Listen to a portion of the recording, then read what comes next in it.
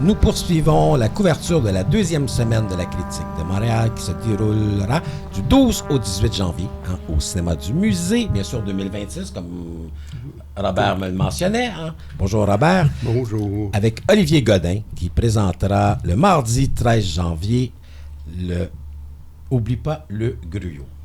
Oui. Bonjour merci. Olivier. Bonjour Olivier. Bonjour, Olivier, merci. il faut me situer, là, c'est ton 8e long métrage? Je pense. J'essayais de calculer, mais comme tu en fais beaucoup, j'ai pas dit trop, tu en fais beaucoup, puis ça va trop vite, je disais, après Irlande, Cahier bleu, la suite canadienne, ça doit être le 8e. Peut-être. Comment est-ce qu'on peut qualifier le Gruau? C'est un conte? Une comédie romantique. Il y a des touches d'humour, là. C'est pas comédie, mais c'est une comédie romantique avec des dessins de pénis puis des batailles. Mais les dessins de pénis, c'est pour chapitrer le film. Exact. C'est pas gratuit. Non. Non. C'est très prude, hein, comme film. Oui. Mais ce qui est frappant dès le début du film, c'est que c'est un film à personnages. Et ils sont identifiés, ils nous sont proposés comme des personnages. Le barbare et Samari, Dalida du Carmel, le docteur Comet. Je veux dire, on a une galerie de personnages que tu vas nous proposer de suivre dans leur déambulation ou leur rêve aussi, parce que le rêve est très présent. Hein. Il y a même quelqu'un qui nous parle de l'importance de se souvenir de ses rêves. Alors, c'est un peu ça l'entreprise du film. Accordons de l'importance à nos rêves. Oui, on pourrait dire ça, c'est bien. Je devrais le résumer comme ça. Ça me simplifierait la tâche. Mais oui, cette volonté de parler des rêves, mais pour moi, il y a aussi cette volonté, je veux dire, de restituer la parole. Parce que l'idée du scénario est présente. Ce jeu avec le cinéma revient constamment. La parole, elle est primordiale. Tu lui donnes une forme. Mm-hmm. Puis finalement, ce que je constate moi, à travers ton cinéma, c'est ça. Je veux dire, pour moi, le cinéma d'Olivier Godin, c'est donner une forme à la parole à travers des jeux avec les codes cinématographiques. Oui, ben, l'idée de rencontre est toujours très importante. C'est un film finalement sur la rencontre entre deux personnages et tous ceux qui gravitent autour, qui ont un rapport à la parole ou qui vont définir les choses ou nommer les choses d'une certaine façon. Mais ce que j'ai essayé aussi, c'est de construire quelque chose autour du corps. Et également, si vous remarquez, mon personnage principal ne bouge pas de tout le film. Jean-Marc est toujours... C'était comme une intention. Tout le monde gravite autour de lui, mais lui ne bouge pas. Et on bouge beaucoup quand même autour. Là. On danse, on se bat, il s'en passe beaucoup des choses. Mais je trouvais ça intéressant d'avoir Jean-Marc comme le barbare, comme une espèce de pilier central. Puis pendant un moment, vous avez parlé de comment je présentais les personnages, qui une façon très hongkongaise de les présenter là, dans leurs fresques, qui font souvent ça. Mais il y avait cette idée-là de nommer les 3 employés du gouffre, de la friperie, une espèce de chœur qui accompagne, disons, le récit romantique et qui le commente aussi par la bande. Tu insistes sur rencontre et tout de suite, je pense au déjeuner du Gruau, justement. Le tête-à-tête entre Marie et le barbare, pour moi, c'est la grande scène du film. Puis, c'est une scène qui est suffisamment longue, que tu as particulièrement soignée. Par exemple, il y a une attention portée à la musique. Je pense que c'est un hautbois qui vient ponctuer la conversation. Puis la conversation, évidemment, elle est, comme tout le reste du film, dans une espèce de langage codé. Mais là, on est déjà habitué, parce que comme on est rendu assez tard dans le film, ce code-là n'est plus exotique. On a compris que c'est la façon normale de parler pour ce couple-là, qui arrive à s'atteindre à travers leur langage puis leur silence. C'est un tête-à-tête magnifique, cette scène-là. J'aime beaucoup cette scène-là. Pour moi, c'est comme l'apothéose du film. Mais merci. Merci. J'aurais rien à ajouter, sinon merci. Mais je l'avais mentionné dans mes notes, c'est une des très belles scènes d'amour qu'on a vues, de un. Et de deux, c'est une scène aussi qui ose, qui expérimente. Parce que, oui, il y a cette rencontre, mais j'ai noté, là, il y a 3 minutes 30 où c'est du chant contre chant sans aucune parole. Hein, à tenir, finalement, le spectateur, je veux dire, juste par le regard, je veux dire, et l'amour qu'il peut avoir entre ces deux personnages-là, c'est quand même audacieux. Hein? Et là, j'imagine de ma table de montage, je disais jusqu'où je peux aller. Ouais, mais je commence là, puis je m'en vais là. Ça prend des bons acteurs. Caillot et Jean-Marc étaient formidables. Et devant la table de montage, c'est drôle parce que c'est dans les dernières scènes que j'ai montées parce que je savais que ça me prendrait du temps. Ça me prendrait beaucoup de temps pour un peu être sensible à toutes les micro-variations que eux font. Puis des fois, je les dirigeais un tout petit peu pendant qu'ils jouaient.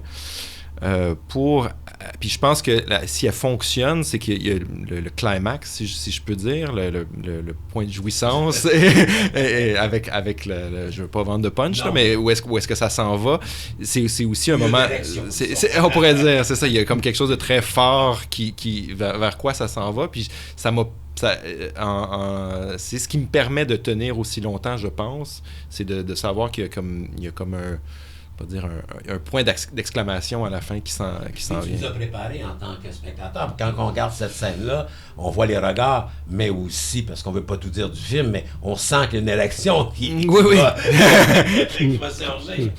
Oui, elle est montrée de cette façon-là. De cette façon-là. Mais ça s'arrête d'ailleurs à un moment donné parce qu'il y a ce très très beau plan que tu t'offres pas souvent, là, des raisins au milieu de la table.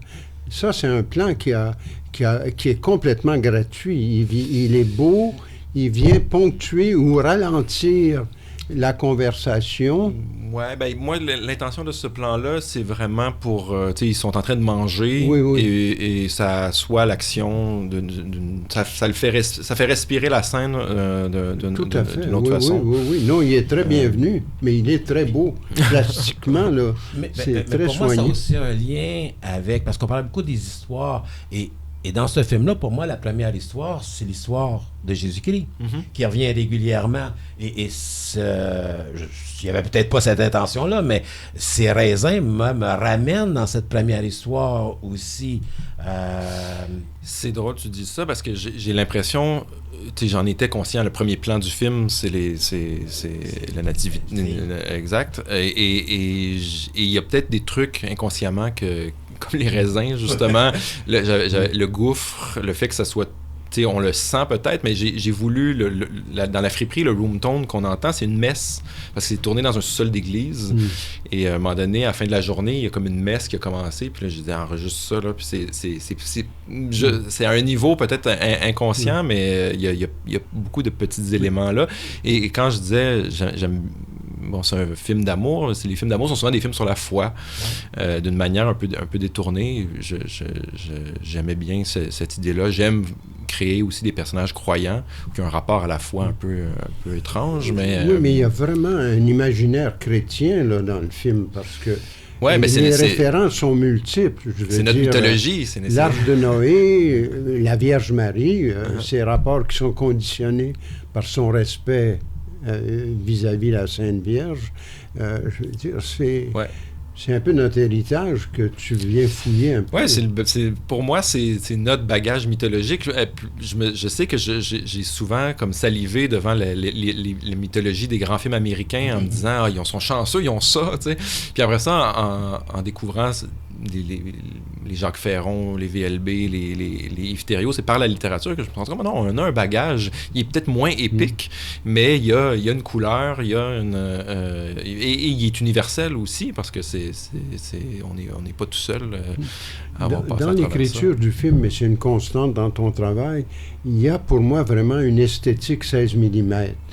Et c'est pas un statement de pauvreté. Moi, je pense que c'est sûrement un choix délibéré de ta part, parce que le 16 apporte quelque chose, une dimension dans le regard qui est bien différent du 35 confortable. Mais là, c'est pas du 16, par contre. Non. Là, mais peut-être... Ma formation, c'est le... Mais le je parle 16. je parle pas de l'appareillage. Ouais. Je parle de ce que dans son écriture, pour moi, le film appartient à l'esthétique 16 mm. C'est intéressant. Je ne saurais pas quoi ajouter, sinon que c'est vrai que... mais je tournerais pas de la même façon. J'aurais pas tourné... Là, j'ai tourné avec 2 caméras. C'est la première fois que je faisais ça. Oui. Avec des Blackmagic Pocket. Et c'était pourquoi? Quel intérêt ou avantage voyais-tu à avoir 2 caméras soudainement? Pour les chants contre chants, entre autres, à certains... Il y en a beaucoup. Et j'avais cette ambition-là. Tu sais, moi, je restais juste avec la caméra A. T'sais, la caméra B, c'était comme toujours un bonus. Et les incrustations que j'utilise, c'est souvent la caméra de Darien où je suis allé puiser là-dedans. Je voulais comme créer un monde et j'avais envie de me retrouver devant la table de montage avec des possibles pour réécrire à partir. Et souvent, moi, je restais toujours avec la caméra A. C'est par exemple, quand on disait pour les chants contre chants, mais souvent, on les faisait comme 4 fois parce que Darien faisait ce qu'il avait à faire sur la caméra B. Mais moi, je voulais faire mon film juste avec une seule caméra et le reste, ça viendrait ponctuer les scènes différemment. Et j'avais cette envie-là de monter le film de manière très intuitive. Et je pense, je sais pas, vous me le direz, mais dans le rythme, il y a comme quelque chose d'un peu inégal que je voulais dans la façon dont je rythmais les scènes quand je le montais. Et d'avoir beaucoup de métrage, ça me donnait cette opportunité-là de monter le film autrement et de mieux gérer le rythme. Mais j'aimais ça qu'on parle du travail de Renaud Després-Larose. C'est très beau ce qu'il fait. Je veux dire, avec ses couleurs jaunâtres, parce que oui, c'est une comédie romantique à la manière d'Olivier Godin, où on joue parfois avec les tons, mais au-delà, finalement, de tous ces sauts dont tu mentionnes, il y a une uniformité. Bien sûr. Au niveau, bien je veux sûr. dire, de la façon que Renaud a réussi à transcender la lumière. Oui, ben c'est toujours ce qu'on essaye de faire, c'est de trouver une unité dans le... Moi, j'accueille les différences tonalité, il y a des acteurs professionnels, non professionnels, tout le monde est un grand acteur pour moi. Tout le monde a cette possibilité-là, il suffit de diriger de la manière, mais il y avait toujours cette idée-là, et le fait de tourner toujours dans une poignée de lieux apporte aussi une certaine unité, puis ça, ouais. Olivier, il faudrait parler des interprètes. Ils sont très, très importants dans ce film-ci. Tout à fait. En commençant par Jean-Marc Dalpé, tu as pensé à lui comment? Jean-Marc, il a joué dans mes 2 autres films avant, et j'ai toujours voulu faire un long pour lui. Parce que, sauf qu'il est très occupé. Il est très occupé en théâtre. Oui. Et en même temps, moi, j'étais comme, il a très peu joué au cinéma, ce que je trouve tragique. Il est tellement puissant, il a tellement une présence. Il y a une présence hallucinante, et ça fait longtemps que j'avais écrit ce projet-là pour lui, et en tout cas, là, pour le financer, ça a été une autre histoire. Puis à un moment donné, on a dit, on le fait, peu importe qu'est-ce qui arrive. Et le scénario a beaucoup changé, mais ce personnage-là, du barbare, pour moi, c'est quelqu'un qui m'inspire beaucoup. Oui. Mais c'est sûr qu'on retrouve des acteurs avec lesquels on est familier à cause des films précédents, mais il y a une humoriste, ça, je la connaissais pas, mais je sais d'où elle sort, cette femme-là, qu'on voit dès le début, là, dans la friperie. Mais il y a aussi 2 acteurs américains. Ça, c'est nouveau tout de même. Oui, c'est ça. Tu faisais référence à Sandy Elbitar, Sharifa. Et les Américains, c'est Eric Jacobus et Dennis Ruel. Et oui, longue histoire courte, ces 2 gars-là sont cinéastes aussi. Ils font des films d'action avec pas de budget. Ils ont fait ça pendant longtemps, et j'étais familier, surtout avec Contour d'Éric Jacobus, qui est comme un film que j'adorais. Et il y a quelques années, je développais un projet que j'ai jamais vu le jour, et j'avais besoin d'un coordinateur de cascade. Et bon, je l'avais contacté un peu puis on s'est un peu, si je peux dire, on a des affinités électives. On s'est mis à discuter, à échanger.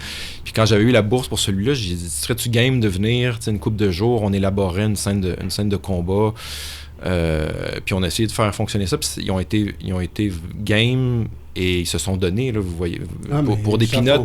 C'est formidable. Puis il y a même, pour moi, une espèce de côté Godard à ces combats-là. Une espèce de plaisir de lâcher ces acteurs. Ouais. Ben oui, puis ça a été un bonheur, en fait, de les avoir avec nous. Et je vais continuer à travailler avec Éric, ça c'est certain. Je sais qu'il ne reste pas beaucoup de temps, mais il faut aussi parler de Marie-Ancayo Yashuhara. Ouais. Elle est formidable. Elle est incroyable. Elle est incroyable. Dire, tu y crois. Tu y crois, la Marie. Ça, j'avais perçu, elle avait un tout petit rôle dans Irlande, Cahier Bleu, ouais. Elle faisait la professeure, et j'avais un peu perçu, je pense, son potentiel, ou du moins je m'étais dit, il y a vraiment quelque chose, elle a vraiment quelque chose, puis il y a beaucoup d'acteurs et d'actrices talentueux à qui on n'a pas donné la chance. Je ne veux pas dire que c'est moi qui vais la révéler, mais je voulais lui donner quelque chose où on verrait là, à quel point elle est phénoménale. Et moi, je trouvais elle absolument hallucinante. Il faut vous dépêcher de découvrir « Oublie pas le gruau » d'Olivier Godin.